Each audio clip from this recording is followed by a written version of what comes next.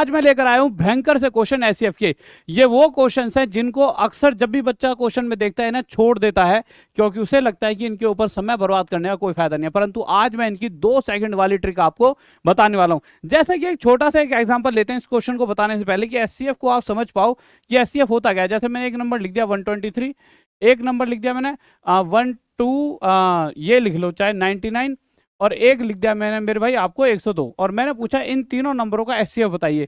तो आप पहले बहुत देर तक सोचोगे यार एचसीएफ एचसीएफ बचपन में तो ऐसे पढ़ाते थे, वैसे एक डंडा लगाओ, यूं करो वूं करो, अलाना फलाना ठिकाना, आप परेशान हो जाओगे। बच्चों देखो आज मैं आपको एकदम ऐसी ट्रिक बताऊंगा कि आप कहोगे कि चुटकियों में होंगे हल सवाल, क्योंकि तुम्हारे गुरुजी का नाम है राहुल देसवाल। तो मेरे प्यारे बच्चों, जब भी 3 संख्याएं या कितनी भी संख्याएं हो, 10 11 12 कितनी भी, उनमें से कोई भी 2 पकड़ो, ऐसी 2 पकड़ो जो बहुत पास हो। ये नहीं है इन दोनों को पकड़ लो बहुत दूर दूर है। पास का मतलब ये नहीं है कि इसके पास रखी है, पास मतलब इनके बीच का गैप कम हो। तो इन दोनों के बीच का गैप कितना है? 3। अब ये 3 से ये भी डिवाइड होता है, ये भी, तो यही 3 हमारा आंसर हो गया, यही 3 हमारा एचसीएफ है। आपको अगर गुरुजी ये तो मजा आ गया। इसी तरह से अगर मैं एक नंबर और लिख दूं मेरे सामने, आपके सामने मेरे भाई, जैसे मैंने लिख दिया 1 2 3, ठीक है 2, एक ये नंबर लिख दिया मैंने, ठीक है 1977 और 1978। मैंने कहा इन सभी नंबरों का एचसीएफ बताइए। तो एचसीएफ क्या होता है? एक ऐसा बड़े से बड़ा नंबर जिससे ये तीनों डिवाइड हो जाएं। तो मेरे प्यारे बच्चों, मैंने क्या कहा था, आप पास कोई भी ऐसा नंबर 2 उठाओ जिनके बीच में गैप कम से कम हो। एक से ये भी डिवाइड है, ये भी, तो एक हमारा आंसर हो गया। परंतु ये क्वेश्चन तो हो गए बहुत इजी। अच्छा हाँ, इस संडे रात 9 बजे औसत एवरेज की मैराथन लेकर आ रहा हूँ, तो भैया सबको न्योता दे दिया, कोई भी आना ना भूले, फिर मत कहना गुरुजी न्योता नहीं दिया था, पहले से भैया न्योता दे दिया है। पर मैं आज सिर्फ टफ क्वेश्चन की बात करूंगा, जब जिस दिन प्रॉपर मतलब ये छोटे छोटे टॉपिक्स के साथ आपके अंदर दिमाग के अंदर, क्योंकि दिक्कतें क्वेश्चन में इस तरह की बन रही हैं बच्चों के। एचसीएफ तो आपको पता लग गया कैसे निकालते हैं। अब कभी कभी क्या कहता है, फिर टफ क्वेश्चन पे चलते हैं। कभी कभी मेरे प्यारे बच्चों ऐसे कहता है, वह बड़ी से बड़ी संख्या ज्ञात करो जिससे इसे इसे और इसे डिवाइड करने पर हर कंडीशन में 9 रिमाइंडर बचे। समझ रहे हो कितना रिमाइंडर बचे? 9 रिमाइंडर बचे। अब एक बात बताओ यार, मैं कहूं कि 24 5 से डिवाइड है? नहीं, 5 से तो डिवाइड नहीं है, 5 चौक 20, 4 शेष बचेगा। पर 24 में से 5 से जब 24 को डिवाइड करा तो कितना शेष बचा? 4। अगर इस 4 को हटा दूं तो जो 20 आएगा ये 5 से डिवाइड हो जाएगा, बिल्कुल।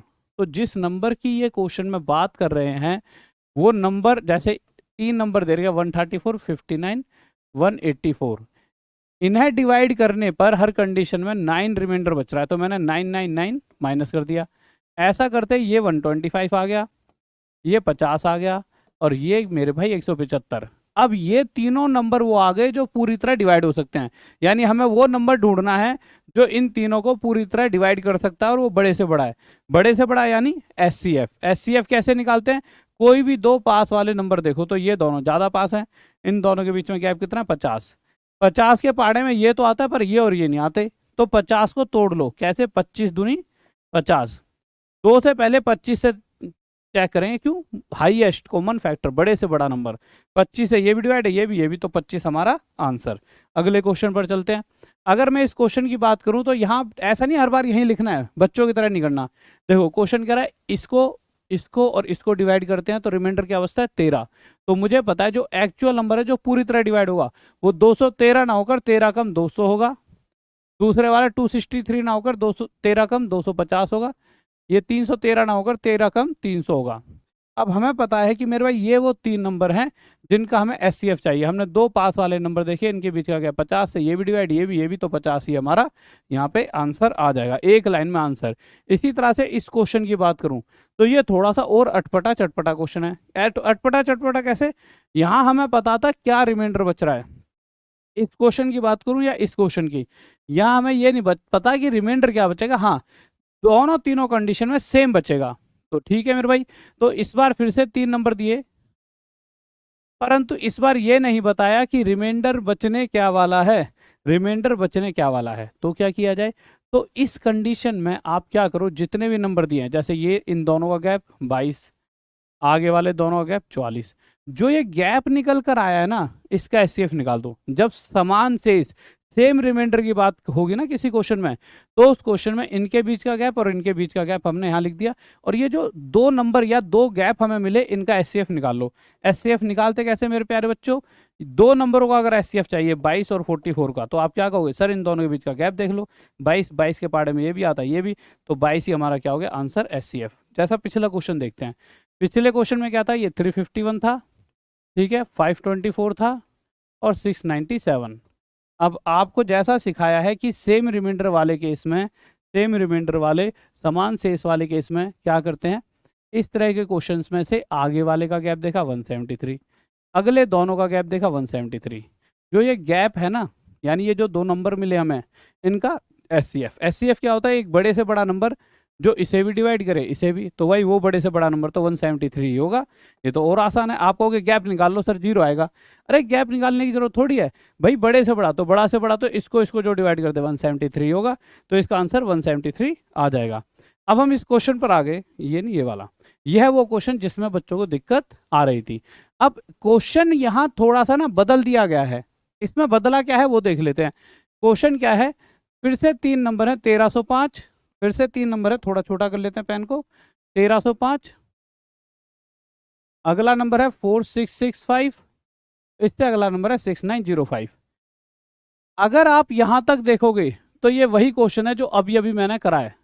क्या है, इसे डिवाइड करने पर हर कंडीशन में समान शेषफल रिमाइंडर ईच सेम रिमाइंडर बचता है। तो हमने क्या सीखा है, इस तरह के केस का एचसीएफ कैसे निकालते हैं। इनके बीच का गैप देखिए, इनके बीच का गैप कितना आ जाएगा 3360, ठीक है। और इन दोनों के बीच का गैप कितना आ जाएगा 2240। अब ये जो दो गैप आए हैं, इन दोनों गैप का एचसीएफ निकाल लो। इन दोनों नंबरों का एचसीएफ कैसे निकालेंगे, इन दोनों के बीच का गैप 1120।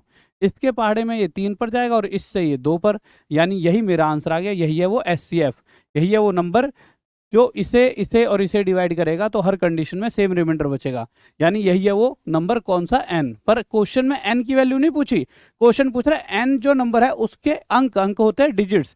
जैसे यहाँ पे 1 1 2 0, इन सभी का टोटल पूछा है, तो 1 और 1 2 और 2 4 प्लस 0 4, तो इन सभी का टोटल मेरे प्यारे बच्चों क्या निकल कर आया, 4 निकल कर आ जाता है। ठीक है, आगे चलते हैं, क्या कह रहा है क्वेश्चन, ध्यान से देखते हैं।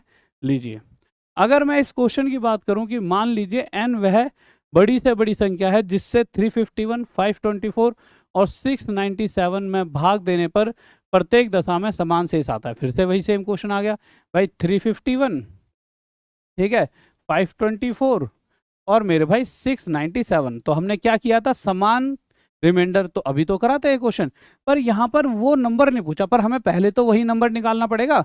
तो वही नंबर निकालने का तरीका क्या था, इनके बीच का क्या है 173, इनके बीच का क्या है 173, दोनों ही नंबर सेम है तो इन दोनों को 173 डिवाइड कर देगा पूरी तरह। पर क्वेश्चन ने ये नंबर ना पूछ के इनके डिजिट्स का टोटल पूछा है, 1 और 7 8 और 3 11। तो मेरे प्यारे बच्चों हमारा आंसर क्या आ जाएगा 11। पर आप सोचोगे क्या सर यहीं तक क्वेश्चन बनते हैं, नहीं, इससे अलग भी बनते हैं। अब अलग क्या है, तो अलग ये है, फिर से 3 नंबर दिए 1057, 1259 और मेरे प्यारे बच्चों 1661। इस बार क्वेश्चन ये कह रहा है पहले 9 रिमाइंडर बच रहा था या 7, दूसरी कंडीशन सेम रिमाइंडर, तीसरी कंडीशन ये है तीनों बार अलग अलग रिमाइंडर है। पहली कंडीशन में 7 रिमाइंडर है, उसे माइनस करेंगे, दूसरी में 9 रिमाइंडर है, तीसरी में 11। यहाँ से 7 माइनस करा 1050, 9 माइनस करते 1250, यहाँ पे 1650। ठीक है मेरे प्यारे बच्चों, अब हम गैप देख लेंगे कितना आने वाला है। तो इससे ये कितना ज़्यादा है 200, भैया 200 के पहाड़े में तो इनमें से कोई सा नहीं आएगा। 200 का मतलब 2 जीरो कटने चाहिए, 200 को तोड़ लिया मेरे भाई, 50 गुणा में 4, 50 है ये भी डिवाइड, ये भी, तो 50 हमारा क्या हो गया मेरे प्यारे बच्चों आंसर। और इजी समझ पाओगे जब मेरे साथ रोज रात में जुड़े रहोगे, रोज रात 9 बजे राहुल देसवाल के साथ।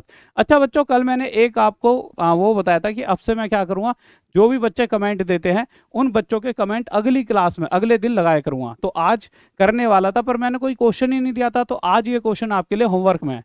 अभी जो बच्चा इस क्वेश्चन को कमेंट बॉक्स में बताएगा उसके सबके स्क्रीनशॉट, जिसका सही आंसर होगा अगली क्लास में सबसे पहले लगाऊंगा, जिससे कि आप सबको मोटिवेशन मिलेगी और आप और ज़्यादा पढ़ाई करोगे। और यही आप बता पाओगे अपने मम्मी पापा को कि हाँ देखो मेरा नाम यहाँ पे आया है, मैं मेहनत कर रहा हूँ, और उन्हें भी अच्छा लगता है यार कि मम्मी पापा एक छोटी छोटी खुशियों से तो खुश होते हैं कि हमारा बच्चा चलो कुछ तो कर रहा है।